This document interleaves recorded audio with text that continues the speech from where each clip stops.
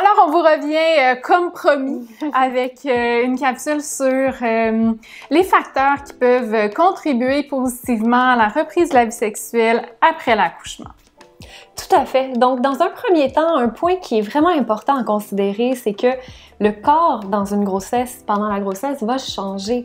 Et pour certaines personnes, ça va être très difficile d'accepter ces changements-là. Et en fait, il y a beaucoup de pression aussi. Donc, on comprend là, les femmes qui vont avoir des difficultés suite à, par exemple, une diastase, une prise de poids, des vergetures, de la cellulite de grossesse, plein de changements, en fait. Mais le premier point, c'est quand même de prendre le temps de trouver ça normal plutôt que d'entrer, en fait, dans la pression sociétale, pour nous vendre des crèmes d'ailleurs, de retrouver le poids d'avant. En fait, on entend beaucoup ça, je sais pas de ton côté, mais as-tu retrouvé ton poids?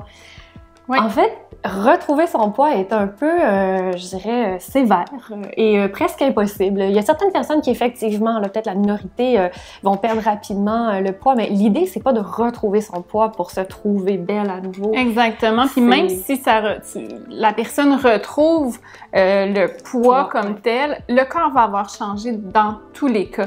Donc, c'est ça aussi, c'est que le corps, la peau va avoir changé, la manière dont le corps va être, va se placer, les graisses vont être à différents endroits. Il y a plein d'éléments qui vont avoir changé, même si l'aspect poids et chiffres sur une balance et de retour ou qu'on rentre à nouveau dans nos vêtements d'avant, nécessairement le corps va être différent. Oui, on entend ça aussi, je rentre dans mes jeans à nouveau.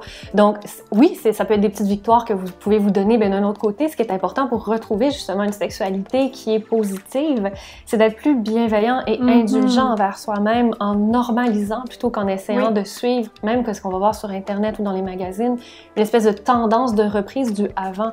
En fait, on n'a plus le corps d'avant puisqu'on a donné la vie. Donc, notre corps a changé.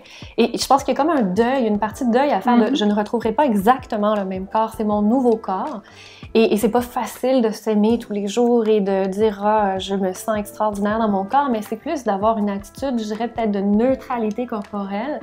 De se ramener à mon corps me permet de nourrir mon enfant, d'être connecté à mon mari, à mon conjoint, à ma conjointe, de ressentir des choses. Donc, c'est aussi de se ramener à la fonction de notre corps plutôt qu'à un idéal qui est presque impossible pour pouvoir en fait s'ouvrir à notre partenaire dans la sexualité.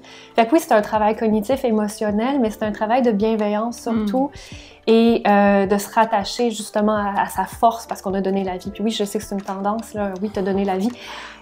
Pour certaines personnes, ça fonctionne, pour certaines personnes, ça fonctionne pas. Fait que c'est vraiment une question plus de se regarder avec un regard objectif.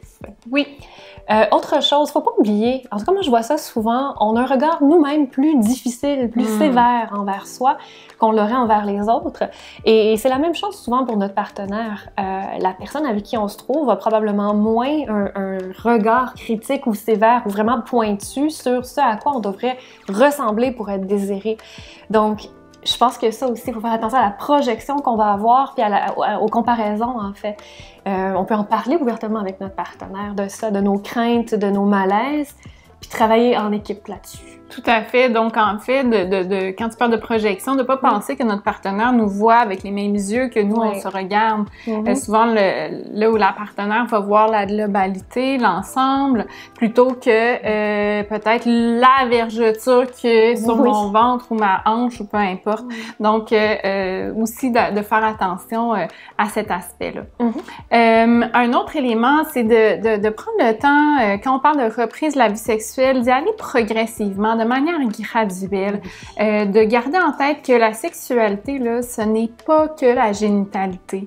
Hein? Je pense qu'on le répétera pas suffisamment, mais c'est un ensemble d'éléments au sein d'une relation. C'est des gestes, c'est des mots, c'est des sensations, c'est des baisers plus longs, plus langoureux, c'est des intentions qu'on va mettre dans nos gestes, des paroles, des regards, c'est tout ça aussi, et là, il y en a plein d'autres qui font partie de la sexualité et qui peuvent justement être un début pour repartir la vie sexuelle. Donc, c'est sûr que si il y a eu la grossesse, l'accouchement, puis que là, c'est ting, ting, ting, ça fait 6 semaines.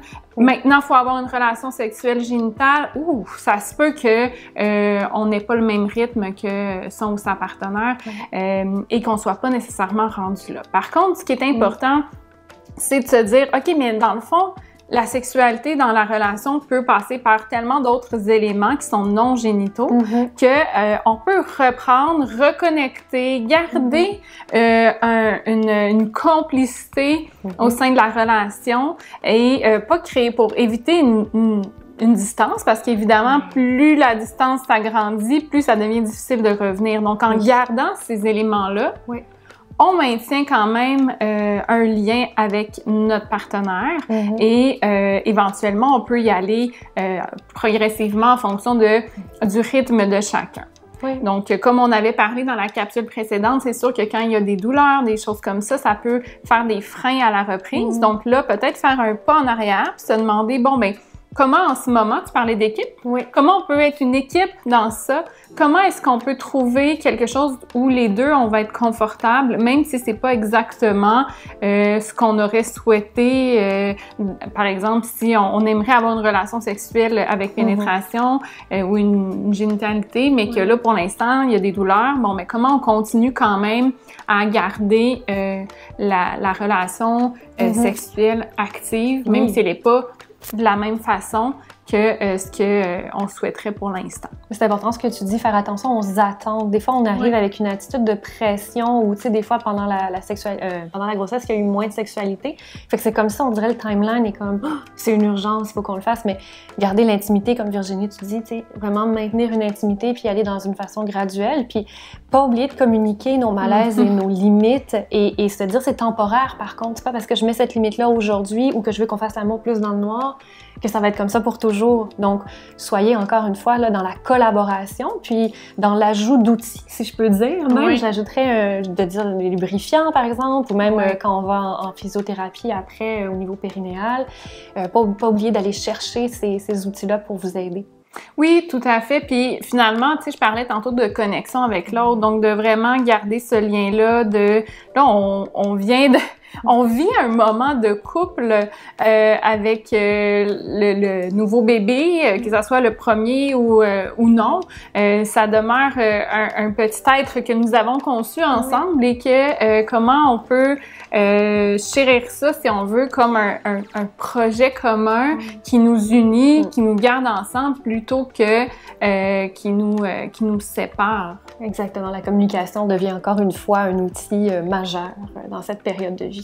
Exactement. Donc, c'est quelques éléments, il y en a plusieurs autres qui peuvent favoriser la vie sexuelle, mais on tenait là, à partager ceux-là en premier parce qu'on considère que c'est des pistes importantes à garder en tête pour vous aider.